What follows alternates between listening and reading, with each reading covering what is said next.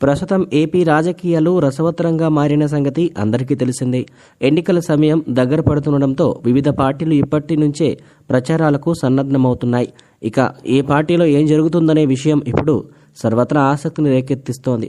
ముఖ్యంగా తెలుగుదేశం పార్టీలో ఇప్పుడు ఏం జరుగుతోంది? వచ్చే ఎన్నికల్లో గెలవడం కోసం, అధికారంలోకి రావడం కోసం ఆ పార్టీ ఎలాంటి ప్రణాళికలు రచిస్తోంది? నారా చంద్రబాబు నాయుడు ఎవరిని ఈసారి రంగంలోకి దించుతున్నాడు? ఈ అంశాలన్నీ కూడా ఇప్పుడు సర్వత్రా ఆసక్తికరంగా మారాయి. అయితే టీడీపీ క్యాడర్ నుంచి కొన్ని వార్తలు లీక్ అయి ఇప్పుడు సంచలనంగా మారుతున్నాయి. అదేమిటి అంటే, టాలీవుడ్ అగ్ర హీరో యంగ్ టైగర్ ఎన్టీఆర్ని సీఎం క్యాండిడేట్గా నారా చంద్రబాబు నాయుడు ప్రకటించబోతున్నట్లుగా తెలుస్తోంది.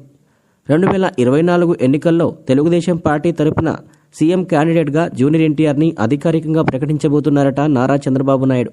ఇప్పటికే ఆయన ఈ నిర్ణయం తీసుకోవడంతో పాటు సీనియర్ నేతలతో చర్చలు కూడా జరిపాడని, సీనియర్ నేతలు కూడా అందుకు సముఖత వ్యక్తం చేయడంతో మరికొన్ని రోజుల్లోనే ఈ విషయాన్ని అధికారికంగా ప్రకటించబోతున్నారట. అంతేకాదు జూనియర్ ఎన్టీఆర్ కూడా అతి త్వరలోనే తెలుగుదేశం పార్టీ ప్రచారానికి రాబోతున్నారట.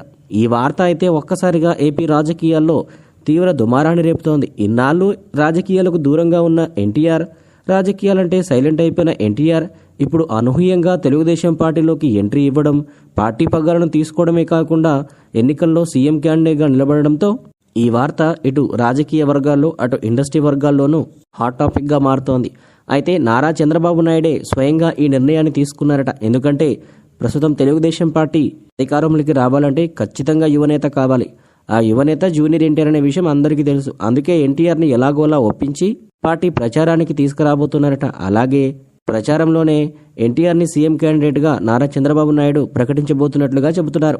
మరి ఈ వార్తలో ఎంతవరకు వాస్తవాలు ఉన్నాయో విషయం పక్కన పెడితే, ఇదే వార్త కనుక నిజమైతే రాజకీయాల్లో ఎన్టీఆర్ చరిత్ర సృష్టించడం ఖాయమంటున్నారు అభిమానులు.